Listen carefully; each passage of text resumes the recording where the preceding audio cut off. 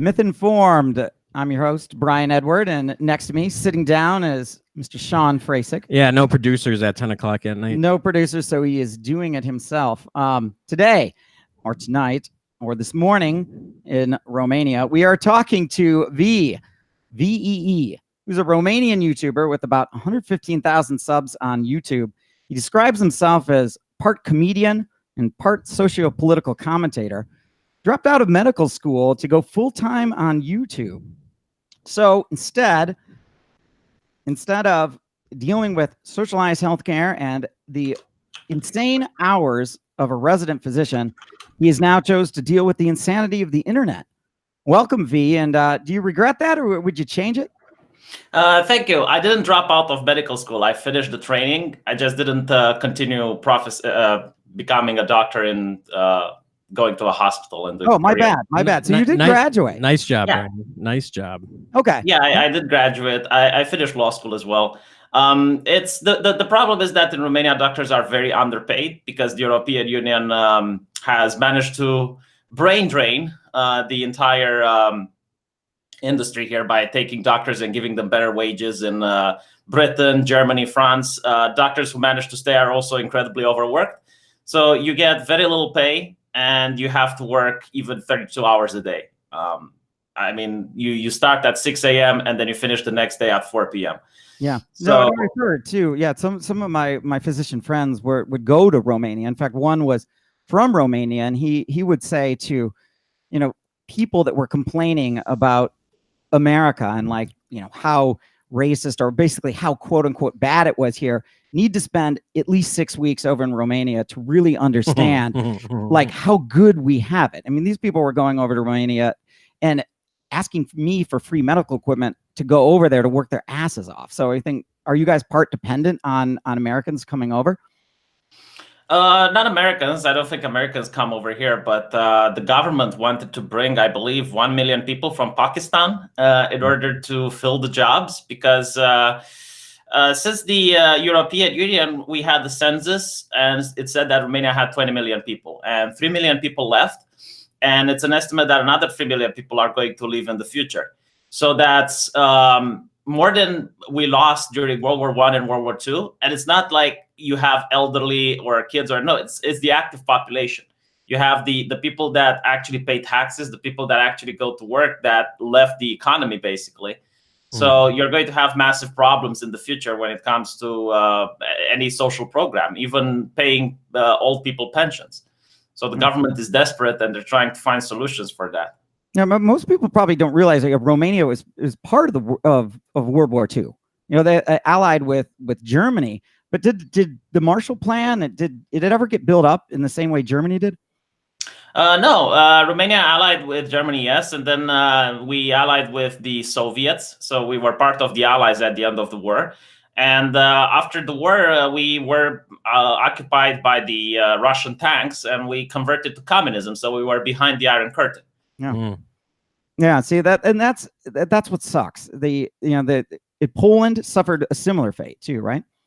I think half of Poland was conquered by the Soviets, then the other half by the Germans, and then after the war, they were behind the Iron Curtain. And if you talk with a Polish guy, a lot of things that happen here, he can relate to.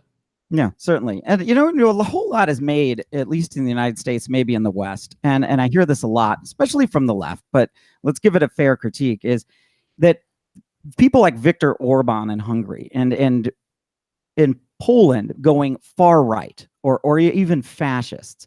What's going on? Is that an okay critique? Are things going to the right in these countries, and why? Or is this are they full of shit? Okay, so from what I look at the Americans, they have gone so far to the left that they would call the communists of my country to be far right. So, for example, the communists in my country, they would lock up gay people. It was criminalized to be gay. They were anti-abortion. They believed that the woman's role is to have kids, and they would give medals for the most patriotic mother.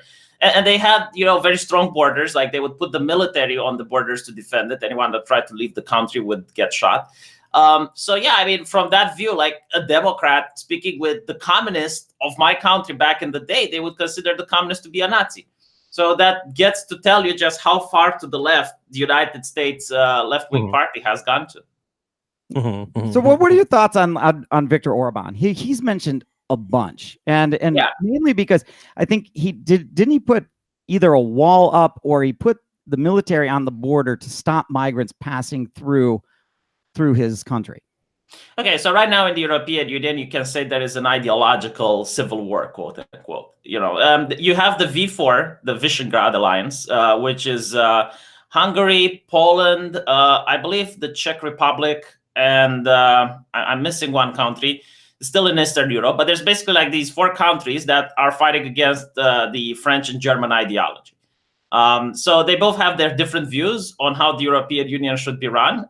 You have the people in the West that believe the European Union should be more like the United States of America. There should be one country, while the people in Eastern Europe believe that the European Union should be more like independent nations, united and collaborating with each other, but not one federal nation.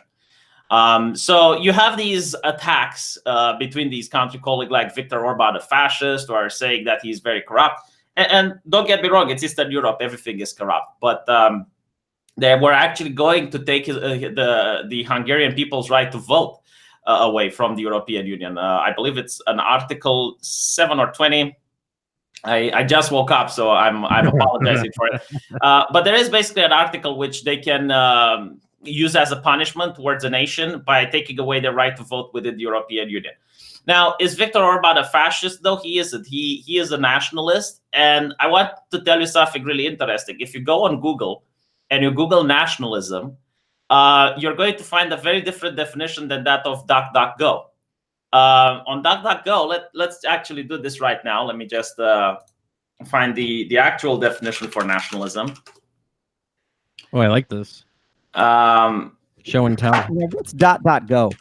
Yeah. So if you go to DuckDuckGo, nationalism is a political, social, and economic system characterized by the promotion of interests of a particular nation, especially with the aim of gaining and maintaining sovereignty of the homeland. So you can also use the word nationalism as, the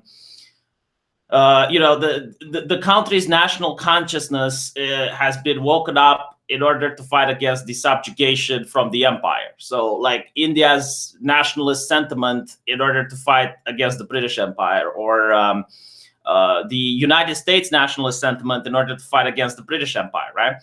But if you go on Google, they compare nationalism to chauvinism. Now, chauvinism differs to nationalism in that you need to believe that your people are superior than everyone else. That your nation has a right to invade others.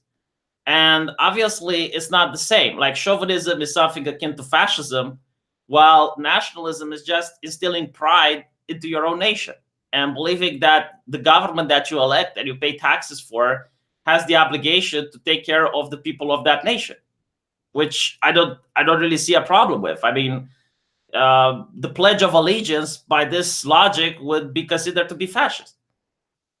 That is true. So there was a concept in like the pre-World War II Germany called Lebensraum, which meant literally living space. And that the German people, and this was part of annexing Sudetenland and then later Czechoslovakia, part of Poland, and the Anschluss in Austria, and so on and so forth. I mean, that's hyper nationalism. I mean, the United States doesn't have this concept right now. It has a healthy sense of nationalism with this patriotism. America first. Yeah, no, it's chauvinism. It's the idea that the Germans are superior and everyone else is inferior. So that's going too far. Yeah, and America doesn't have this now. In fact, people on the left were livid when Trump pulled out forces from Afghanistan, if I'm not mistaken. And he was talking about pulling some forces from Syria as well.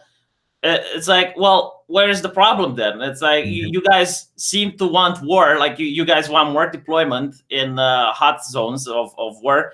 And you have this nationalist that's like, no, we need to think about the people at home. You know, we need to think about the homeless people, the unemployment, the economy. And meanwhile, at the Democratic debates, you have people saying that they want to put 70% taxes. You know, it's insane. It is. I mean, but there's time, I think, I mean, to be fair, that the United States was an imperialist nation. Yeah. You know, if you look at the Mexican-American War, and especially the Spanish-American War and the turn of the century, you know, did we really need to kick Spain's ass to take Puerto Rico and Guam and in the Philippines? I'm not sure. Well, it's part of the history. Like in the past, before the human rights were signed, I don't know if the Spanish War was after or before the human rights, but there was this thing in history that if you have something and you can keep it, it's yours. And every nation in the world operated based on this principle. So nations try to grow in order to be able to defend themselves from other empires, because if you didn't grow, then other people would conquer you. So I find it disingenuous to look at the past and judge from the morality perspective of the present. You know, it's a little bit unfair, I think. Yeah, it's true. I mean, even Japan in World War II was upset with the United States as they moved all over the Pacific, saying, well, wait a minute, we were just behind. You had your imperialist phase, and now we're having ours. Yeah, it's different. Like the way morality works, I would consider it to be like technology. Like it slowly advances and it gets to the point where we are today. It would be like looking at prehistoric times and judging cavemen for not using electricity. You know, it's not okay to look in the past and judge people based on our moral standards and apply it to them. Yeah, no, I agree. I think Sargon made a video one time where he said that same thing, that morality is like technology, that even slavery is like a tiny bit better than like full-on genocide, you know, and then you realize that slavery isn't a good idea, and indentured servitude, and you try to give rights to everyone based on, you know, regardless of their sex and race or even sexual orientation. Yeah, I mean, here's an example. It's a lot of people, I believe recently they called the American independence to be racist or something like that. Salon, I believe, the publication said that the way they frame the American Constitution and the independence is racist. And, you know, because they say, well, liberty and justice for all wasn't for all because it wasn't for Black people. It's like, no, but you planted the seeds of the idea that, yeah, everyone within the nation should have liberty and justice. And over time, those seeds bloomed, and you had the civil rights movement. But I'm trying to think of, is there any nation anywhere like that at that time like had liberty for all? No, I don't think so. Like at that time, every nation would consider citizens first and non-citizens second. There was a concept quite revolutionary. I don't know who started it, but for example, in France, as France grew and became into an empire, it realized that people start rebelling, and they couldn't quench all of the rebellions everywhere. So they said, look, you join the military, you give your service to the country, and you become a citizen, and then they would treat you equal. And, you know, like these concepts were quite revolutionary at the time, because you now have the opportunity of having a stake in the nation you're in. Yeah. What about for the people that didn't get all of those liberties, especially maybe when you're talking about Black slaves, or even, you know, freed Blacks were discriminated against even in the North.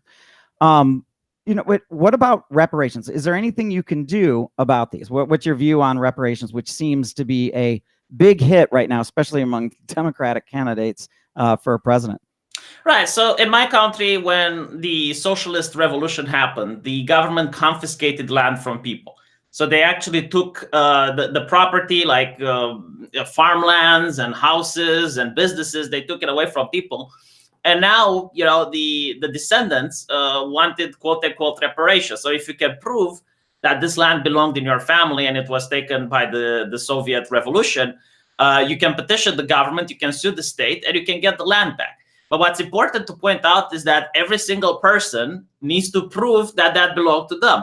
How would you do it in America with reparations, right? Like, what if your descendant was also a white person? Like, do you get less reparations because you're a mixed race? Yeah. What if you are a Black person that came from the Caribbeans after, you know, slavery, and your ancestry was never enslaved, but you just have to happen to have Black skin?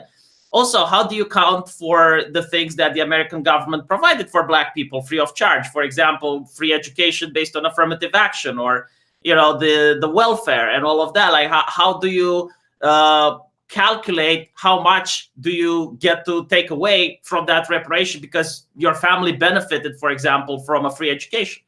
And you also need to consider how are you going to pay it? Because Black people are taxpayers as well. So you're taking their money through taxes and then you're giving it back to them, right? So I think if a Black person can prove that, you know, his family line had to suffer significant financial losses because of slavery, and, you know, like if those didn't happen, he would have inherited this and that, then yeah, you know, he might have a lawsuit. And I believe Indians managed to do that. American Indians, they had certain lawsuits and they got pieces of land back, didn't they? So you'd agree with Coleman Hughes's position, where he says that reparations don't make a lot of sense because everyone is dead from that time. You have multiple generations. However, he said that those that you can prove were missing wealth from redlining and not being able to own homes, like during Jim Crow, that it might be on an individual basis acceptable in those cases. Yeah, that's how we make law in civilized nations. It's on a case-by-case basis. If 3 people commit a robbery, and one of them is the getaway driver, one of them is the one holding the gun, and one of them is the one that you know, goes in and steals stuff. When you have a trial, each person will get a different sentence based on what he did, because that's how we judge people, based on the individual case. You can't just, you know, say all these groups of people have black skin and therefore. Yeah. And if your father was a serial killer, I mean, that would suck, and in your life would be in some ways wrecked, but you don't go to jail. Yeah, exactly. There are nations where you do. There are nations where you get a lot of stigma for that. Usually Asian nations, but in Western nations, you don't. Like, and it's the same thing if your father manages to find the cure for cancer, you don't take the credit for your dad finding the cure for cancer. So this whole idea that you're somehow responsible for what your ancestors did is ludicrous. Yeah, no, I tend to agree. And it is weird, dude, that Mitch McConnell, that something came out saying that his great-great-grandfather was a slave owner. But then other people looked up, and it turns out that Kamala Harris has slave owners in her lineage, and even Barack Obama. And Beyonce. And Beyonce. Yeah, there was this article in The Guardian, like she found out that she has slave owners in her bloodline, didn't know how to cope with it. And it's like, well, if your entire worldview is based around race and your entire worldview is based around your skin color, yeah, I can see why that would probably crush your, you know, your entire universe to find out. But, you know, if I would find out that an ancestor of mine was a serial killer, like you said, I would be like, well, that's horrible, but that's not me. So, you know, like I'm not the one who did it. So I'm not the one responsible for those things. Yeah, I agree. And it's time for us to move forward, you know, and a part of that is living in this new world that we're in. And it is 11:20 Tim Pool's time. So that means he's probably on video number 7 of 8 that he's uploading right now. But while you were sleeping, I don't know if you saw his Tim got invited to the White House with a bunch of other social media, I guess, personalities to a social media summit. So that's really interesting, and really proud for Tim and really happy for him. That's really awesome. I don't know. You got any thoughts on that? Yeah, I don't want to badmouth Tim because I think he's an insane person and I don't want to piss off insane people. Like, can you imagine making 7 or 8 videos a day? Like, how do you do that? And it's not the fact that the work to make the video is the difficult process, but to read the articles that he is reading and get away from that without being depressed. Like, I said it on my channel, but I'm taking pills for depression because of this freaking job where you have to go through the video and read all the crap that's being put out that starts to get to you. But what I want to say about Tim Pool is that he's doing a really good job, though. He's very informative on certain issues. He's knowledge working around the NGOs and working around the mainstream media like Vice is really coming in handy when he is giving his perspective on things. And I also think that because he's now at the White House, he might get a little bit of leniency from the censorship that's coming. I don't think they're going to censor him now. Well, I don't know if that's true. And that's, you know, one of the things. And first of all, work ethic when it comes to Tim. I mean, the guy's a workhorse in everything he does. The guy's passionate. And but it's interesting. Yeah, having them go to the White House. I wonder what the White House is actually trying to do with that.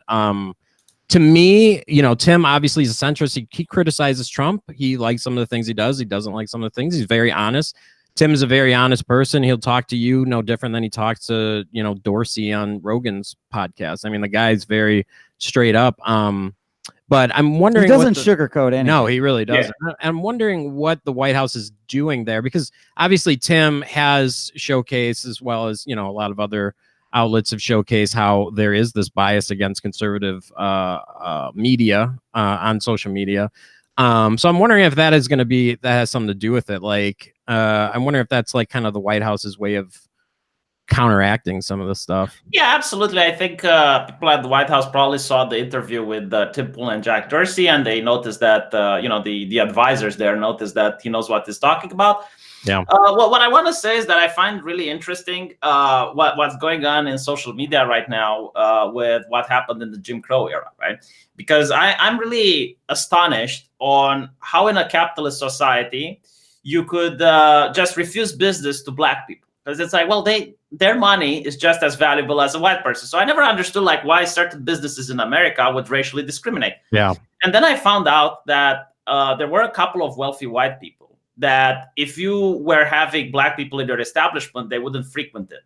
So it was also a financial decision to say, all right, this is a white-only space to attract those wealthy white people. So when you have the legislation coming in saying that you're not allowed to discriminate and that everyone should be able to use the facilities, all of a sudden, you know, all companies have immunity, and those wealthy white people have now to integrate and mingle with other Black people. Now, if you go to social media, you will notice that if you have a social media that is just operating based on free speech and the First Amendment, you will have these leftists that are trying to attack the funding of that company. And it happened to Gab. I think it happened to BitChute. So you can't operate a platform on free speech. And if you'd have this Bill of Rights coming from the White House that would say you're not allowed to ban people unless they committed a criminal offense, for example, then all the companies would not be able to have their advertisers spooked by the left, because they say, well, it's illegal for us to ban them. They didn't commit the crime. And I want people to realize one thing. If you have a pedophile that's convicted, you know, like the jury found the defendant guilty, and let's say he tried to pick up kids using the internet, he doesn't have his internet access removed. Like he can still use the internet. Meanwhile, someone like Alex Jones, who hasn't committed any crime, they can't use social media, right? So how is that for safety, or how is that for, you know, maintaining public health, or anything other than just political censorship? That's a really, That's really a good point. Now, really they might have their point. internet monitored, right? I imagine that they might have to wear an ankle bracelet too and stay away from schools and a whole bunch of other stuff. Yeah, but they have internet in prison. Do they? Oh yeah. Well, I don't think you're allowed. You're not allowed to have cell phones. Yeah, that's why I'm a little bit weirded out. But you're not allowed to have cell phones. People in prison have cell phones. Well, they're contraband. Yeah, that's what I'm saying. But they do have internet. How do you know so much about prisons? Well, we actually had someone on that was in prison not too long ago when we were talking about it. But I mean, if you look at like the Avery trial and people like that, I mean, he's getting updates. You know, like that's a Wisconsin thing. Sorry, V. It's a guy that got put away, and it's a whole thing on Netflix.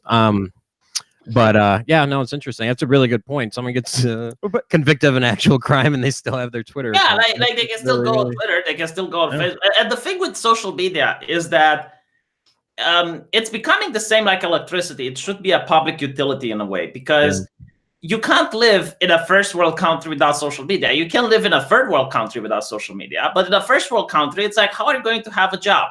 Every employer that I know, and I know a couple, they look at people's social media before hiring them, because they say, well, a person can lie in a resume, but you can't fake 4 years of social media activity.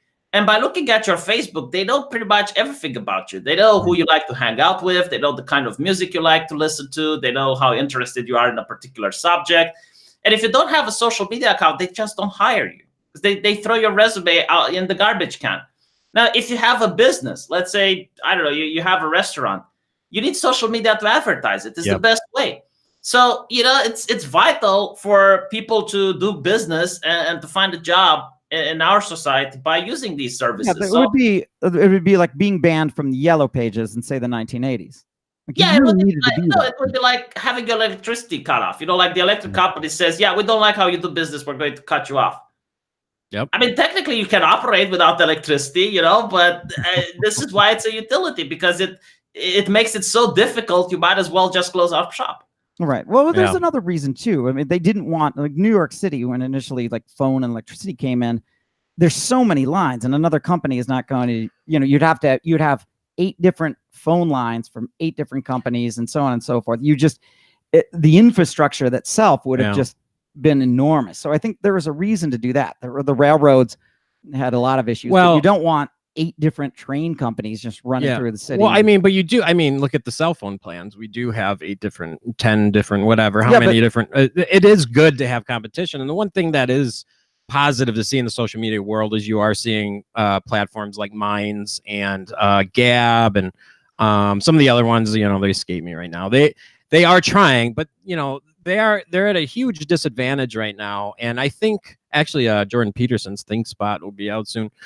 I think the first social media site that is able to monetize and actually pay their creators, that's going to be the one that finally can compete with YouTube and Google. I don't know. I think it's going to be attacked. It's going to be Alex Jones. You're going to see payment. Like if you go on the internet and you go to bloodmoney.org, you will find that it's a website which deals in gathering left-leaning activists in order to target these types of companies, advertisers, and try to get them off the internet. So they got like 500 or 1,000 activists, and when they channel, the energy, it's like, yeah, you need to call this number. The HR of that company is going to be inundated with phone calls from, concerned citizens that are like, well, why are you supporting this company? Don't you know it's full of racists and blah, blah, blah. So you're talking about for like advertisers that would actually advertise on the channels or on the platforms. Yeah, but my point is that the payment processors will pull out. You're going to have like MasterCard pulling out. If a company is going to start actually doing competition to Silicon Valley, you're going to see like a lot of bad press to that company. You're going to see a lot of pressure on their activists to pull out. So it's going to be very difficult, which is why I think a bill of rights for the internet, or at least making these companies into utilities. And the bill of rights should be like, you're not allowed to ban anyone from the platform unless they committed a crime, unless they're found guilty of a crime. But don't you see potentially like the Sargons of the world, the Alex Jones, those have been banned, even Trump, let's admit it, when he's out of office, he's got to worry about his social media. Don't you see like them moving over to the other platforms as actually creating competition? Yeah, I don't know why Trump didn't move to the other platform. He was complaining in an interview recently that Twitter isn't fair to him, and they're not. Like recently, they said that they were hide some of his tweets and stuff like that. Like what the but why isn't he moving? Like why doesn't he open a Gab account or something? Like the Supreme Court is saying that he's not allowed to block people on Twitter. Like let that sink in. So all right, if I would be an American citizen and Jack Dorsey bans me, wouldn't the Supreme Court say that I'm being violated on my right to speak with the president? Because if the president can't ban people, because people have apparently a fundamental human right to talk with their president on Twitter, according to the Supreme Court. Not to me. Like I don't think that decision is correct, but so if Trump bans you, he's violating your rights because you can't talk to your president. But if Jack Dorsey bans you, doesn't that also mean that you can't talk with your president now? Exactly. It's a slippery slope for them. And I know Tim's brought this up, other people brought it up. I mean, they are looking at government intervention in those platforms, and to the point where maybe they do turn into a utility. I don't know. I don't think that's a good idea. I mean, the government taking over the railroads. But this is like kind of step. But this was kind of step one with the Supreme Court. I mean, honestly, it's kind of step one, right? Well, Germany already took over. Like Google, I believe, is fined $45 million for not being able to remove hate speech within the 24 hours period from their platform by Germany. So you have other countries that will take over. China. And I understand the libertarian position on this issue. However, if like right now you have a right-wing president in the White House, and he's interested in pushing free speech on this. But if someone isn't co-opting this, in the future, a left-leaning government will. And then they will have like their own tyrannical vision on how it should be run. And outside the US, you have Germany, you have France, and many other countries that are trying to control social media and the internet. So it's not going to remain libertarian. I favor the Bill of Rights. I mean, you make a good point. If you do that, And especially now, if you want to talk about actual legal remedies against the payment processors, yeah, that I think is a little bit more fair, because that controlling capital in that way, that's crazy, you know, and to protect your reputation, they're all saying it's to protect our reputation. No, you don't get that. So you know, there's it would be the same way with a black person. I forgot the name of the guy. It's a right right restaurant. It wasn't that they couldn't buy the land. To choose between being a platform or a publisher. What's that, V? So there's a bill right now. I forgot the name of the guy. He's a right winger, which forces social media to be a platform or a publisher. For example, in the New York Times, if some journalist slanders me, I can sue the New York Times. Like, I don't have to sue that journalist who did the slander, because they're a publisher and they chose to publish the slander. With YouTube, if someone slanders you, you can't sue the company because they're a platform. But they will force through a legal act to get YouTube to decide. It's like, okay, do you want to be sued by anything? And then you can be a publisher, or are you going to be a platform like the phone company? And regardless of what people say there, you can't take it off. So there's this act that's now being pushed for voting in legislation. That's a good point. Well, let's switch gears over here. Miles Kinslow, thanks for the super chat. Says, hey guys, thanks for the Andy No fundraising stream. Oh, you're welcome. That was our pleasure. I mean, thanks for the people that donated. Yeah, thanks to the people that donated. We did match. We did donate it. You know, Andy is a friend of ours, and it's like one of those things where it's weird. What do you do? What do you do when your friend gets beat up by a bunch of cowards? We hope to see him in New Jersey. You know, obviously he's got a lot going on right now, so we're in contact. But he's resting. I mean, I think it's more serious than what they kind of let on initially as far as his injury. Yeah, and then you retweeted this. You said Antifa aren't fighting fascists. They're bothering normal people and destroying private businesses. They're criminals. Like, what are your thoughts on? I mean, just look at some of their rallies. It's like they break down Starbucks and they vandalize it. So it's like, okay, is Starbucks fascist? Like, recently, Starbucks just told the police officer to get out of their store because, you know, a customer feels uncomfortable with the police. And they had like racial training to all these people in order to get them to be more woke. So that they don't kick black loiters that are hanging around, you know? And it's like, all right, so this company, I understand, is now fascist because Antifa beat it up. This is what I don't get, right? Why is the mainstream media allowing Antifa to define themselves? Like, if they were to talk with the Proud Boys, they don't allow the Proud Boys to define themselves. It's like, no, they're far-right extremists, blah, blah, blah. But when it's Antifa, the mainstream media doesn't say, well, they're far-left extremists, blah, blah, blah. They're like, no, they're counter protesters, or they're anti-fascists. And you know, it's this double standard of all of a sudden you're allowing them to make the definition. Yeah, I wonder if you, like, in the New York Times, in the WAPO, in some of the mainstream media, if you keyworded far right and then keyworded far left, and see how many times those come up. Because I always see far right. Sometimes I don't think that it applies, but I never see far left. Yeah, that's a good point. That's a good point. Yeah, I mean, what is far right? They consider Trump to be far right. So the mainstream conservative of the United States is now considered to be far right. Okay, so this means that they move so much to the left that a basic bitch conservative like Trump, which isn't even that far to the right compared to other American presidents, is now considered an extremist. Yeah, and Ben Shapiro, who's a garden variety conservative, is also labeled far right. Tim Pool gets labeled far right when clearly a centrist. I know, right? Yeah. When he's talking about, you know, government intervention in healthcare. So no, in regards to Antifa though, so the counter argument is, and what I hear is, it's not Antifa, that's the black bloc. It's the black bloc that's creating all the problems. Don't demonize Antifa as a whole group. That isn't fair. What do you say to that?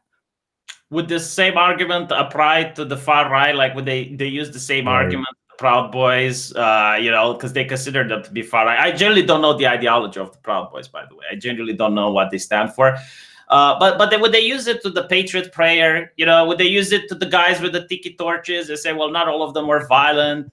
You know, like, of course they wouldn't, right? But all of a sudden, when it's a group that the left likes, it's like, well, it's not all. Yeah, I they're mean, very fine people. to be honest, and I'm going to apply my moral principles here. If you have like a person from Antifa that is just doing the talk, he's just talking around and he's not doing any violence and he's not assaulting people, I don't have a problem with that. He's got his right of protest and he's got his right of expressing himself.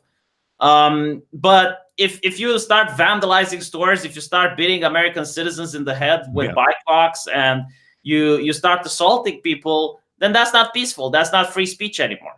And they keep saying, well, it's our right to self-defense. I'm sorry, self-defense is actually coded in the criminal code book, and it's very specific what it is. And what you're doing is assault. It's not free speech, and it's not self-defense. It's interesting. And Claire Lehman noted that many times in academia, they're saying words are violence, and that the words can do real harm, and that we ought to censor them because they can do damage. Yet at the same time, when they talk about Andy Ngo, they're like, well, we need to contextualize this. Yeah. We need to put everything. So real violence needs to be contextualized and mitigated, but yet words are legit violence. Well, if you want an example of words are violence, trying to get someone fired is definitely considered an act of violence, isn't it? Like, you're trying to harm him, you're trying to harm his family, you're trying to harm his way of providing. And the left doesn't consider that to be hate speech. If you look at the history of hate speech, when the Declaration of Human Rights was being signed, you had the Soviet Union, the USSR, and their satellites putting the concept of hate speech as a way to limit free speech. And you had the Western nations, like the United States and Britain and France, fighting against it. And they won. And it was the USSR and Muslim nations that actually were trying to make amendments to the human right of free speech. And they lost. So you have this authoritarian, dictatorial nations, which had massive human rights violations, lecturing democracies, Western democracies, on human rights. It's insane, right? So it's the same thing that's happening now. It's like, some words can do violence, I agree, which is why free speech is not absolute. Like the American Supreme Court has, I believe, 7 restrictions to free speech. You can't have fighting words. You can't, incite people to fight. Like, all of this is covered. So hate speech is redundant. And the way they use hate speech is a more and more broader thing. Like, calling someone, and I quote, a lesbian queer, which is a playground banter, is now considered hate speech. Like, well, I'm sorry, but I don't think that's the case. I genuinely don't think, even like minor banter now can instigate to violence. Yeah. Well, let me ask you both a question on Antifa. Obviously in the beginning when Andy Ngo got attacked, and obviously other innocent people were attacked, it was kind of like you saw people on the left defending it. Andy's skirt was too short, that whole thing, or Andy, he was asking for it, or he's an instigator, blah, blah, blah, blah, blah. But as you see kind of the fallout, you did see a lot of people on the left start kind of retracing their comments and coming out and apologizing for things they said. You mean defending? Yeah, apologizing for defending Antifa's actions and saying Andy deserved it and all that stuff. Do you think this was definitely a first step, but do you think this was enough for those on the left to kind of take a step back and look at who Antifa really is? And also, do you think this is going to alter how Antifa operates? Yeah, I think it's definitely brought Antifa in the spotlight, and a lot of people found out about it. I don't think that it's going to change anything because the mainstream media will just ignore it. Like, if you were to have a bunch of MAGA hats beating a gay reporter, a gay Asian reporter, it would be all over the news, 24-hour coverage. Yeah. They would have stopped talking about it for years. Jesse Smollett, right? Yeah, like the Smollett case, which didn't even happen. Like, I believe he got off the hook because the DA refused to prosecute him, not because he was found innocent. Yes. They Nelly prossed it, so they essentially, which is kind of in review right now. We'll see what happens, but yeah, it's a sign that American politics are very tribalistic now. People don't try to find common ground. They don't operate based on principles. It's just, this is my team, and yeah, my team did something horrible, so I'm going to either ignore it or defend it. But if your team does something the same, I'm going to condemn it. I don't think the Republicans necessarily work under these assumptions. Like the Republicans I have seen willing to condemn the violence on their side, like Charlottesville and other cases where people got attacked or injured, the right wing always condemns it. but the left never condemns their extremists, which is why you get to have this thing where you go on social media and you see some of the leftists say the most batshit insane things because they know they can get away with it, while the right wing actually looks pristine because they don't get to say batshit crazy things because they censor. That's true. At least in the last, say, 3 or 4 years, I think the right is doing a better job of condemning their extremists. But in this case, though, the left did. There were prominent figures on the left that did come back and retrace their steps and apologize. So that's what I thought was interesting. And then Antifa, as an organization, I mean, if they go out and they do this again, they know they're going to be in the spotlight. Someone's going to get killed eventually. Yeah. Oh, exactly. Right? I mean, the fact that he had a subarachnoid bleed. Exactly. That is no joke. Yeah. I mean, that isn't a concussion. Yeah. That's a TBI. But even the older gentleman that literally got beat with a crowbar, I mean, yeah, I mean, I get the argument, and I don't think someone needs to get killed so that you can say how serious this is, because this is something the left always does. It's like, well, what about Charlottesville? And it's like, what about it? Like, the guy is in prison. You can't compare yourself with the worst of society and then say, well, my crime isn't as worse. I just hit someone in the head with a bike lock, so I should be able to get away scot-free. Like if a policeman stops you for speeding, you can't say, well, the car in front of me was speeding even faster. You're not allowed to give me a ticket. It doesn't work that way. We don't do justice that way. And the whole thing with Antifa is about terror, right? Like they want to scare people from protesting, from having counter arguments, for like, for example, even speaking, like Milo Yiannopoulos, which is a gay Jewish man married with a black dude, like he hits a lot of diversity quotas and diversity checks over there. Wanted to go to the what university was it? I believe the one in Portland, and there were hundreds of thousands of dollars in damages because Antifa. I think Berkeley it was really bad. Yeah, Berkeley was really bad too. Yeah. So like how exactly are you fighting fascism? It's something funny to me, at least, and it's not funny as in white humor. It's funny as in black humor. When a bunch of white dudes are beating up an Asian reporter, screaming "no hate" and saying that they champion diversity. That there's something off there. That's something doesn't click. Yeah. It's almost like you're using this moniker, the shield, in order to do things that are racist, in order to do things that are abhorrent, and normal citizens would never get away with doing. Yeah, but as soon as you if you are a minority or part of a what's considered to be a marginalized class, and you don't buy into the line, then you lose it. You forfeit your shield, I think. Yeah, because it's not about defending minorities. Like diversity is a dog whistle for creating a leftist space. And they would like there was this university, Catholic school, I believe, that wanted to hire a diversity officer in order to get more diversity in their school. So they did a study to see if diversity officers actually help bring diversity, and they were shocked to find that it doesn't. Because it's not about diversity, it's about creating a leftist space. And by leftist, I mean like a progressive space, like an intersectional space. And everyone that disagrees with the dogma gets to be fired or gets to be harassed. And people that remain are people that are quiet, they're silent, or they're just staunch progressives. Yeah, that's interesting. I was kind of thinking about it today, and we'll get to the super chats in a second. I was thinking about it today. Obviously, there's going to be other events, but the Straight Pride Parade, that one's going to be interesting because I wonder if Antifa is going to show up. Obviously, it's a joke. What a silly idea. But it's dumb idea. I think the person who made it is a genius because, like, if it was normal people, if you do a Straight Pride Parade in Romania, no one shows up. It's like, no one cares. But it pisses them off, and it shows that it's not about diversity. Right? Because if it's about diversity, straight is part of a thing of a sexuality which includes into the diversity, right? Yeah. Just let it happen. Don't care. Don't talk about it. Don't give it publicity. But no, they can't do that. They need to attack it. They need to show how outraged they are. They need to, say, oh, when has their sexuality ever been oppressed? Well, apparently right now, because you're not allowing them to have their little silly event with a gay man as the representative of the straight pride. Right. And you need to go there and attack it. And I don't know if Antifa is going to show up there, but definitely it's going to be attacked in the press, and it's going to show that diversity is not about inclusion. It's not about everyone being diverse. It's just a code name. It's a dog whistle for creating just a Marxist space. Yeah. And by the way, all this thing with it's just a milkshake. Remember when Karl Marx statue got vandalized and they were absolutely abhorred by it? Yeah. All of a sudden, oh, my private property. Oh, you shouldn't do that to the statue, which I agree, by the way. But when you throw a milkshake in front of someone, it's like, oh, it's just a milk. Well, in that case, it's just some graffiti on a statue. Yeah.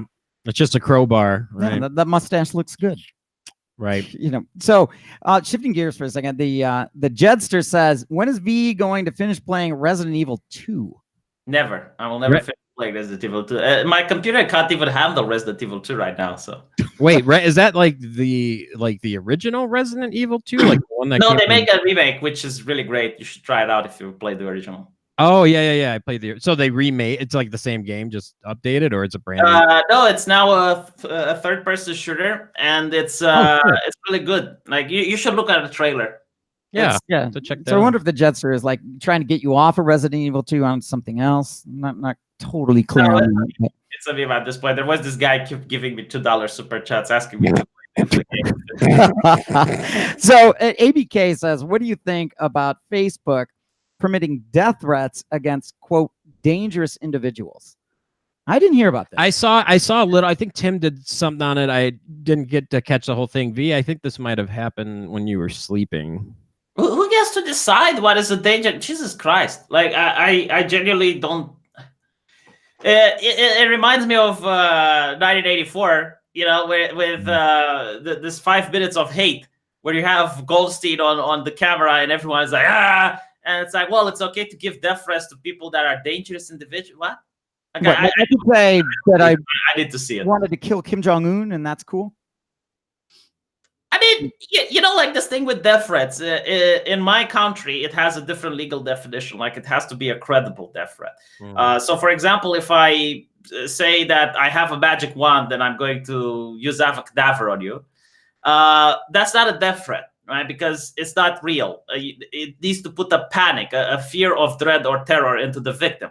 So if even I'm going to say like I'm going to shank you in the shower, I don't think you're going to be really afraid because as a Romanian, I'm not going to buy a plane ticket, find out where you are, get into your house, sit in the shower, and shank you, right? So a death threat would be something like going into an airport and throwing a bag and say bomb, bomb, and people start, like that. That would be a credible death threat. Or someone that's like your ex, who is crazy, is saying that I'm going to come and kill you. But like right now on social media, we had this girl. I believe her name was Shoe. I forgot her name. But it was like this little girl that was making anti-left videos. And apparently she got banned for threatening the CEO of YouTube. And it's like, how on earth can a kid, right, like a child, put fear into one of the most powerful people on the face of the planet? Like that doesn't make sense. Like YouTube should have said, we banned you because you disrespected the CEO, or we banned you because but like the idea that the CEO was afraid of a kid is just insane. What is her name? Like maybe the chat will help me. Maybe the chat can tell us. Yeah, that's it. Well, that's what I'm gonna have to look up. Well, the thing too is just consistency. I mean, I'm sure you saw. I mean, you see all this all the time, but you saw the video of that crazy person. I forgot what country she was from, like threatening Sargon. And she wasn't joking. Like she legitimately. But everyone was laughing because we know that she's not going to take a plane ticket and do the fatwa on Sargon of Akkad, right? So Sargon himself was laughing because it's an internet tough girl. But if it was on the left, they would be like, oh my God, I'm so horrified. Oh, I have to leave my house and blah, blah, blah. Every time I play League of Legends, I get a death threat. Is that just because you're not good at it? Yeah. Okay. Well, a lot's been made about commentators on like maybe for you, this certainly gets nailed for Tim Pool, and they'll say, God, why do you always pick on the left? Why don't you ever pick on the right? And I was conversing with Vadim Newquist. He was at MythCon, and it's always good to follow people MythCon that you 5, don't agree with. And Vadim's a good guy, but he says he tweets at Tim Pool, and he says, on a day when a young POC, that's person of color, gets his throat slit for listening to rap music, Tim Pool is after the real problem, ice cream lickers. And what? Wait, explain this. So there was I know the ice cream lickers. The ice cream lickers are insane. Yeah, there are people who go in a supermarket. They will open a box of ice cream. They will lick it, and they will put it back. Yeah. Right. Well, no, So you they'll buy it, but the idea is that No. They started by not buying it, and that's what started the whole trend. okay, but then This somebody got last person, arrested. yeah, this last person, faked it, then bought it, but he still Right, got but the ice arrested. cream liquors isn't the point of this. yeah, But the I point can tell. was Like that I somebody respect got it because killed, right? It's almost like Vadim saying, "Oh my God, you're talking. We need to be talking about the marginalized groups that are under threat. Like all of this other stuff is noise." I think is what he's saying. Okay. Yeah, I respect Vadim because I had a conversation with him. I don't agree with his politics, but as a person, he didn't do anything negative to me, and he engages with the opposite side. So, yeah, I can answer to him this. He's talking about an individual case, right, with the guy being murdered, and the law is going to take care of that. Like the person who did the murdering is going to be arrested, and then you're talking about the trend, which it endangers minorities as well. Like black people might purchase some of that ice cream that's already licked. Yeah. That's fucking disgusting. Not to mention like all the germs and the reasons why you can't do this is because the FDA would step in and they would say that's not a product fit for sale anymore. Yeah. So there's a difference between a trend that endangers public safety and can happen to everyone versus an individual case. Like if I were to start a channel and show just individual cases with black people beating white people, do you think that would be, how should I say, a correct thing to do? Like that would be morally honest of me to do that? And what is marginalized anyway? Like who decides what is marginalized and what isn't? Like to me, all of you Will Smith marginalized. Yeah, all of you Americans are privileged in my eyes. Like come live in Eastern Europe for a little bit, and then you'll see what it is to be marginalized. But no, if I was in America, I would want to be marginalized as well. Like here's the thing: take someone like Carlos Maza.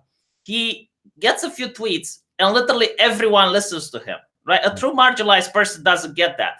A true marginalized person, in my opinion, would be a homeless person. Yeah. No one listens to what a homeless person has to say. No one, you're not going to get the presses and to listen to when a homeless person issues, a statement or something like that. Yeah. So no, I don't believe that people who have the power to reach the press at this level are actually marginalized. Well, and I think it's more. I think what Vadim's trying to do is showcase the hypocrisy of what Tim's focusing on. I guess that's his point. Well, I think his point is that he's saying that it's so much worse going on. Yeah. But it's funny though when you talk about that. Tim's an independent creator. He's talking about things that are hot, things that are trending. But Vadim is a part of a movement of feminism that is advocating for Muslim women to wear the hijab. Yet in certain countries, there's women taking it off, declaring their independence, getting killed and put in jail for the rest of their life for wanting to get rid of the hijab. So, why don't we focus on those bigger issues too? I mean, fair to Vadim, and I'm not calling out Vadim specifically. I'm just talking about the movement of feminism in general. We're focused on such nuanced things in the U.S. when there's massive atrocities happening. It's important not to in the world, hold Vadim responsible. No, but for you could see, but and again, we can't hold Tim responsible for a person of color getting their throat slit. So I mean, you gotta have, you gotta see both. My argument was, is this a larger trend? Or is there a severe attack of people of color getting their throat slit? Like this is one random killer that's a psycho. Yeah. I don't think Tim also covered the case with the black guy who beat up a white person because they're white. I don't think Tim usually covers these individual cases, unless they're ideologically motivated or something. Like, did the guy who got the throat slit, did he get it slit because he's black? Do we know that? Like, because I'm not familiar with the case. Yeah, I don't know. I don't know, but out of all the people, Tim is trying the hardest to cover every single story with how many videos he released. If you want something insane, it was the case with the Mexican person who got his face bashed in the brick and was told to go back to his country, right? So the left was really livid, and I remember Cenk Uygur going all on his little young tricks there. And then it was found that the person who smashed his face in with the brick was a black woman, right? And all of a sudden, you see Cenk Uygur a couple of episodes later being like, oh, we need to be calm. We need to be rational. We don't need to get emotional about this.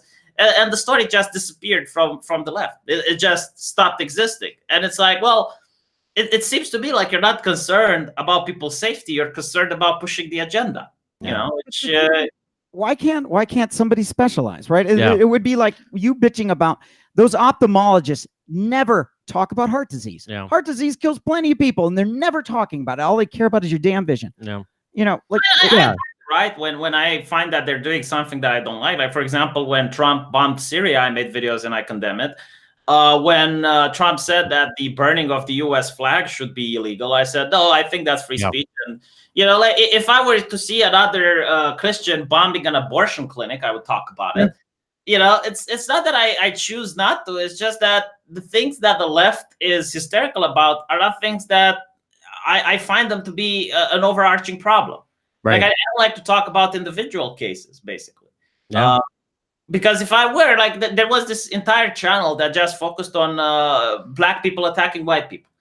And, you know, it's like you have a country of 100 million people or how much America population, I think it's 300 million. It's like, of course, you're going to find these cases. And if you just cherry pick them and you put them, you know, next to one another, you might create this overarching problem like the Young Turks does with police violence. Yeah. Yeah, it's a good point. Good It's a point. good point. It's and I didn't mean to call Vadim specifically. It's just it's always ironic when I hear like people on that side complaining about things that really don't matter versus actually looking at the huge things that are happening in the world, like slavery is still a thing in certain countries, and you know, like I said, women going to jail for the rest of their life because they don't want to wear the hijab. You know, if your vision matters, even though it won't kill you. If you want the horror story from Saudi Arabia, you can Google it. It happened, I believe, 10 years ago. There was a school that burned down, and the police of vice and virtue didn't allow the young girls to get out because they didn't have hijab. Oh, God. that's right. So that's an actual story. You can look it up on the internet. But you know, here's an interesting thing. When you have these ideologies like communism in my country, they would point out that, you know, you have the bourgeoisie and the proletariat are the ones being oppressed. However, the communists managed to switch them around, and all of a sudden they would make like a shoemaker in charge of a power plant, like you see in Chernobyl. Mhm. And that person is not oppressed anymore, right? Like he is in charge, but they would still consider him to be oppressed, while the person that's a descendant from the aristocracy, they were still considered to be the oppressors, even though they were living in a one-room apartment after the communists stole everything from them. Or the gulag. Yeah. So you think about now with someone like Carlos Maza, which I believe he's Latino and he's a gay person, right? And 10 years ago, those would have been axes of oppression. But when you spin around in a progressive bubble where everyone is a progressive and everyone has the same ideology like you do, well, those axes of oppressions turn into cultural power. And that cultural power isn't necessarily manifesting in the fact that you can create or you can, you know, make money out of it. No, but you can destroy other people. You can destroy reputations. You can damage businesses. You can, and Carlos Maza knows this. Like, he works for Media Matters. He is part of an activist group meant to fight against right-wing media like Fox News. Mhm. That's why they chose it. Yep. Like, he is very aware of what he's doing. He's a very smart man. Yeah, no, I totally agree, and I really like that the axis of oppression as cultural power. That's good. I'm gonna read a super chat from Devilish Drifter, who says 2 questions.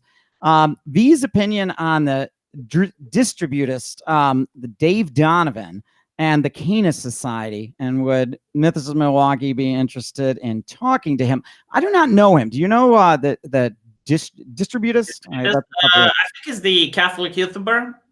Yeah, I mean, he's a Catholic person. I had a couple of conversations with him. I don't know his entire ideology and worldview, but I would like to you know, have future debates with him on different subjects.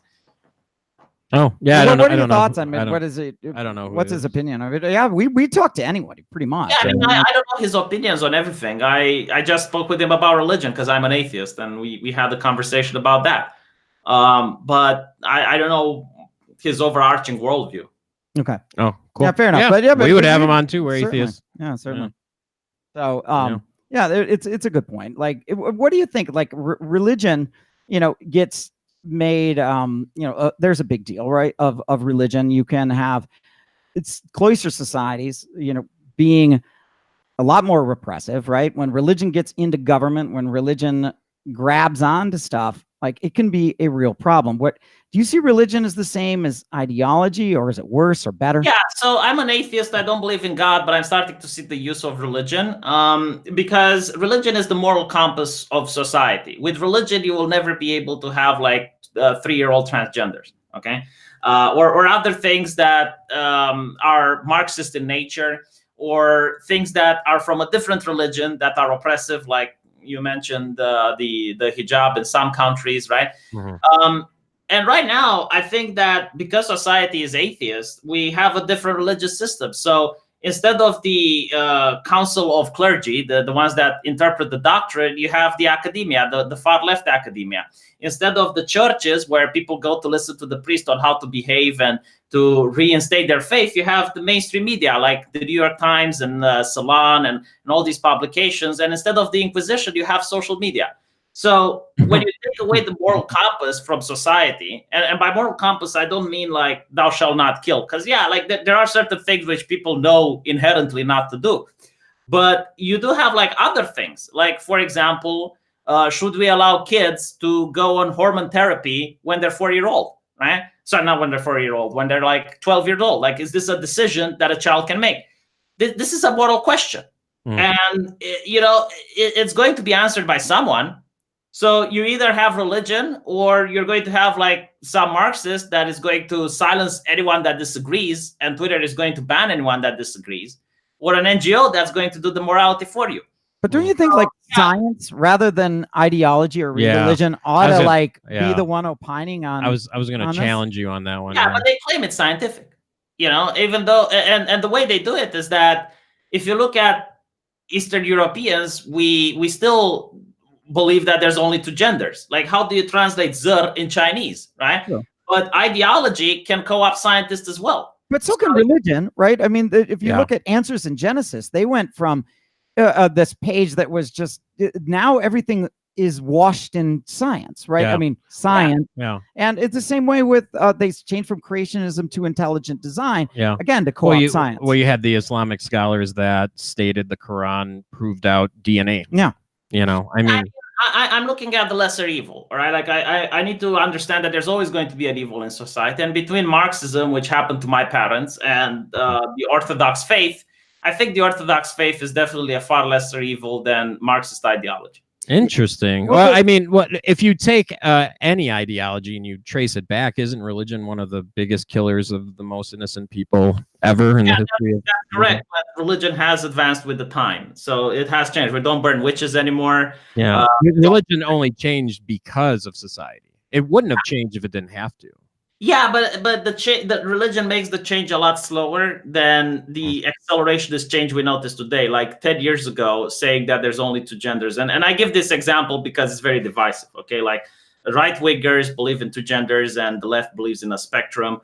Right wingers don't believe it's okay to put a kid on puberty blockers. The left believes so. Like I'm not against transgenders. I just think that a person should be a mature adult before making that decision. But we have no idea what the medical consequences of putting somebody on puberty blockers are. Well, that's where there's no good. Well, that's where the scientific method, research on that. The scientific method comes into place, but also the Unitarian Universalists would absolutely back that. So, I mean, there are religions now that are getting woke, if you will. Science is influenced by ideology as well. There was this university, I believe Bathhouse University or something like that was called. It has a funny name. But you can Google this and you'll find out that they wanted to make a study to see how many transgender people are happy with their surgery. And the science was being stopped ideologically because they believe that it's not a politically correct subject to touch on. And it's not the only example, right? So when I say that it's influenced by ideology, is that in order to get funding, in order to do science, you need to get funding, and you don't get funding if the ideology isn't, in accordance to whatever the culture wants. And another way that can happen is that a lot of people are afraid of getting fired. Just because someone is a doctor doesn't mean he can't be a social justice activist. So he's not going to fire you because of the study you make, but it's going to make HR pressure. It's like, oh yeah, I heard him say this and that to that patient. and people are legitimately afraid of speaking out or talking against science. If you want to look at Lysenkoism that happened in the USSR, you had a scientist which said that plants are very socialist and you don't need fertilizer. If you have like different plants on a field, they are going to cooperate together and they're going to share resources together. And any scientist that disagreed with this was being fired or sent to the gulag because they were considered to be a Nazi because they believe in evolution. So what happens is that they created a massive famine within the USSR because they applied these new principles. And then the farmers were sent to the gulag because they were blamed of sabotaging the national economy by not doing Lysenkoism correctly. Wrecking, they called it. Yeah. So you have like ideology that can go into science just like religion can go into science. Yeah. And, you know, like I just view religion as this, at least the Orthodox faith, not the Catholic or any other religion, but the Orthodox didn't burn witches. We didn't, commit the atrocities that other people committed. And I just view it as a self-defense mechanism toward other more dangerous ideologies. And I understand that it's harmful as well. Like it's still religion, but it's not as bad as the Soviet communism or intersectionality or any other type of oppressive ideology. I'll challenge you one more time on that. I understand what you're saying. That's awful. But if you take a look at religion, what, power corrupts, absolute power corrupts, absolutely.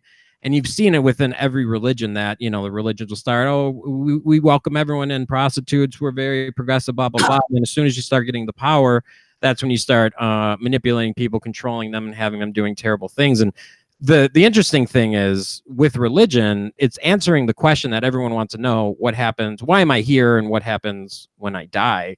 So having those two in your pocket, you can control people and have them do terrible things. We've seen it time and time again. Scientology, the Catholic Church, Islam. I mean, it goes on and on and on. And these people are following along because they think they're doing it for the greater good. They're doing it to not only do good deeds on earth, but also staples their afterlife, that they're going to be inheriting whatever, going to paradise or whatever. So I mean, I understand, I take your point, but religion also has that control over people where they will just do terrible things. I agree with you. Like the Christians bombing abortion clinics, right? I mean, I completely agree with you on this. However, I don't believe you can have a society of atheists. And the only thing you can do is to have a constitution that separates religion from the government, and religion will just act as a moral compass for people. Like during the Cold War, where you had the conflict of ideas between communism and capitalism, the Pope played a pivotal role in vaccinating people against communism and against socialism. Like you would have priests do what YouTubers do and just take communist arguments in their churches and dismantle them. It's quite a shame now that religion is being co-opted as well. Like the Pope is as progressive as possible. If you look at what happened in the Catholic Church, is just astonishing. Usually popes are elected for life. And the previous Pope is one of the few in history that resigned. And not only that, when you elect a new Pope, you usually have a couple of days until they decide unanimously on which Pope to elect. This one was elected on the first go. So another historical event. And this new Pope is very progressive. Like he has the same views as the Democrats on environmentalism. He paid a couple of $100,000s to Mexicans to cross over to the American border. And it's very interesting on how ideology manages to co-opt even religion. So no, I agree with you. Like I definitely agree. It's just that I don't believe you can have a society that is filled with atheists. It's going to be filled with something else. And every time I look at it, it's filled with something that's worse than the religion I grew up with, which is the Orthodox faith, which doesn't create totalitarian societies. That's interesting. You should have us on your channel, because I definitely can argue for a society of atheists. Sure. I mean, I would love to have you on. It's just that, like the atheists, they still believe in an ideology that is going to give them the principles to, how to behave in life. And these are questions that can't be answered just by normal morality. I tend to agree with you on this, B, that atheism can work, but it's not going to work for most of the population. Well, I think it's good for 3 to 5%. I think interesting. No, I think it's growing, like especially with definitely. science. Like I'm an atheist, not because I, like turn my back on God. It's just I generally do not believe. Right. I do not believe. Fill there's in the God, gap and I with- see religion just like any other ideology. It's Yeah. something You can made fill in by the gap with humans. age That's and the way age. of God. But you're saying fill in the gaps, though. Religion isn't something that we're born with. It's something that we're No, indoctrinated. it's an ideology, yeah. It's And not. it worked Yeah, for thousands of years, exactly, But yeah. like, here's an example why I think religion is good. In the case of divorces, right? Like, I believe the family is very important to raise healthy kids. Like, if a kid has a mother and a father, then Mhm. that is the optimal way of raising him. There are families that there's only one mom or one dad or whatever, but these are the outliers. And if you look at when you have religious people and they have a problem in the marriage, they go like, all right, let's work it out. I made the promise in front of God. Let's try to work it out. And my grandparents had this and they worked it out, and then they end up being happily married even to an old age. But nowadays it's like you have people that just get bored of marriage and they don't believe that there's a God that watches over them or there's any reason that they should get married. And I'm not talking about violence or abuse or anything like Right. that. They just get bored of the relationship. So you have a lot of kids that end up growing without a parent. And, like religion is a way of fixing this. So you're a fan of guilt. Yeah, we live in a guilt society versus a shame society, which is what the The unpaid babysitter. God, the unpaid Yeah, babysitter. you could just put the elf on the shelf, and it's kind of the same thing for the kids. I know, like this is something really interesting, right? Like if you look at why the social justice activists want you to apologize. In a guilt society, when you do something wrong, you feel guilty. It's a thing that you feel inside that you did something wrong, and then you apologize as a way of promising not to do it again, and you admit responsibility. In a shame society, which is what the Japanese have, when someone does something wrong, like a corporation, they need to point at a person who's responsible, put him in front of the cameras, and that person is going to apologize. And the apologize isn't to abolish him of guilt or say he's sorry, is to show the public that this person is not trustworthy and that this person should never be promoted or put in a position of power again, and that his livelihood should be terminated. And this is what social justice does. Like when they ask for people to apologize, a lot of people from our society who grew up in a guilt culture, they say, well, yeah, maybe I did something wrong. I'll just admit that I'm sorry. I'll never do it again. And people will get off my back. But what happens is that it's actually they're shaming him so that when he apologizes, he just confesses to his guilt. And then they can move on with the prosecution, which is usually getting him fired, getting him ostracized, getting him deplatformed. Yeah. Well, And that's that's interesting. brought this Justice is an honor culture. Well, this works for the masses, but let's go ahead and take a look at the religious leaders that don't follow the same principles and constantly rape little children. Where's the guilt in that? You're literally ruining somebody's life. The raping of little children, as you say, I think it's usually done by people in positions of power because people who don't have power will instantly be caught by the police because it's one of the most disgusting acts that you can do in society. But when you have power, like you're a politician, you're a high-ranking millionaire, like we saw this guy, the new millionaire guy. Yeah, someone that can basically just pay people off to look the other way or can have influence with people. They get away. And you notice this in the Catholic Church. You notice this with politicians. And you also notice this with a lot of people in the mainstream media. Like a lot of social justice advocates, male feminists, they have been found guilty by a jury of convicting pedophilia. So it's not necessarily about religion, but it's about people with too much power, I believe. And that's what it is. And that those power structures, the religions are created around, give those people that influence. It's sports teams, it's Sandusky. Predators will want to try to hide their, serial killers try to hide themselves and blend in, right? This is the wolf in sheep's clothing. Yeah, but no predator wants to advertise that. But it's the power, and that's when you give power over people and over their afterlife even. That's my point is that you always will have power in society. You'll never have a society with no power. So even if, for example, you say, well, religious people are bad, okay, but you look at people that are into the Democrats and they're very into social justice, or you look at Marxists and you look at all these people who, not only when they commit a crime, do you have people turning the other way? A great example with this is with Swedish no border activists. And there was this case in several cases actually in the papers, with one girl getting raped by an immigrant, and the other people in the activist group were telling her to keep quiet because they don't want to tarnish the reputation of their movement. And we also had a guy who got raped by an immigrant, and he was a politician, I believe, and he was really sorry that he has to now see the person getting deported. And he somehow felt guilty about it. Yeah, no, that's social justice is the new religion. Absolutely. Well, Yeah. certainly So every ideology is going to have this happening. It's like every ideology is going to gain power, and you're going to see the people at the top do things that normal people can't do because they can get away with it. Yeah. If you're an atheist and following some other rigid ideology, obviously you can be just as bad. But and my last point on this, I totally agree with what you're saying. Social justice is the new religion. Unfortunately, people look at Vox and know that they don't control what happens when they die. Unfortunately, when you look at Judaism, Catholicism, all the rest, they do think those things have control over what happens when they die. So it's a little more powerful with that bit. It's the big question everyone has. It's everyone thinks I don't know what to say. I mean, when you go to a funeral and the priest says that the person is going to heaven, why is everyone crying? I do not know if they genuinely 100%. I mean, I'm sure there are some people who believe so. Yeah, justice goes after your afterlife and reputation, right? But at least the thing I like, exactly that. The thing I like about Orthodox Christianity is that at least you have the idea of redemption. Social justice does not allow for redemption.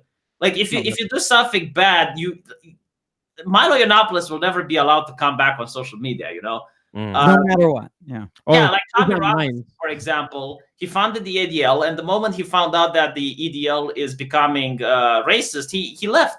And they never mentioned that. They never talk about the fact that he was arrested for punching a Nazi. They will never forgive him for that. So this is why I genuinely do not like. I think social justice is evil. It doesn't give people the opportunity to grow or to redeem themselves, even if they believe in social justice. That's a really good point. So, one other thing I wanted to end on, Sure. but before that, we'll say that between the two popes, there was a couple days that there was not an infallible person on earth that could talk to Christopher Hitchens. Yeah. But that the other silly thing that made the Twitter news was the thought alert. So there was a cosplay Instagram model that apparently marketed her bath water. I'm making a video about it today. Oh yeah, get pissed about that. I think she's a genius now. Like, you need to hire her to advertise your company. I think it's hilarious, and if you can sell that shit, go for it. Isn't she selling her pee now? What? I don't know. So. Dank posted something. No, but I think she's genius. Like, if you want to market something, you need to hire her. That person can sell ice to the Eskimos. That person can sell sand to the Muslims. Like, you're going to. I don't know her trading in marketing, but I would hire her every day over any other person. Yeah, well, hey, I mean, the thing is worth what its purchaser will pay for it. Yeah. Like, someone made the calculation of how much water can fit in a bathtub and how much it costed and how much it fits into one of those jars. And she made around $30,000 if she actually sold her entire bath water. No. Well, they still sell pieces of the cross. And if you added all those up, it would have been like a 20-foot cross. Yeah, and I guess there were girlfriends breaking up with their boyfriends because they bought the bath water. That's but he's like, honey, I'm only going to brush my teeth with it. Yeah, I mean, that buying the bathwater is the ultimate incel thing you can do. Like, imagine you finally score a date as an incel and you bring her into your house and it's like, what is this? How will you have the conversation? Like, how can you possibly explain what that is? That's hilarious. Yeah, I it's just like art. People, it's valued by what the purchaser will pay. That's all. How do you explain it? Yeah, I don't know. My favorite thing is that some satirical website, satirical Twitter said that people are getting herpes from drinking the bathwater, and there were actual people concerned. Like they looked at that tweet and they were afraid that, holy shit, I drank it, so am I going to get herpes? Well, it's interesting. I thought, like, when you sell water or food or whatever, you have to go, like, doesn't the FDA have to be involved? Was it herpes or hepatitis? No, herpes. Okay. Yeah. Isn't there some kind of law with that? Yeah, I mean, I wanted to sell Romanian grave dirt. I mean, I can't sell my bathwater, but I'm curious if people will buy it. And there were a lot of people in the chat that said they would. And I'm generally curious. But yeah, I think there needs to be some legislation that you need to take into account. Well, there might already be. I think that someone got arrested for selling her used panties online because it's considered biological waste. So But I think they do that. It's funny. Water would fall under that too. Aren't there the vending machines in Tokyo that have the used women's underwear Yeah, that but you that's can buy? Japanese law. Yeah, that's true. Yeah. Interesting. V, thank you so much, man. Like it's crazy. We haven't talked. We've been in like the same circles. It's really awesome to have you on. Yeah, And Yeah, thanks for having me. yeah, we hope to have you on again and one day get you to the US at one of our events. It's really, really fun chat. We are huge fans of you, man. We, you saw Fritz's message. So we love what you do. You're, just stay in touch. We're gonna bring you back on.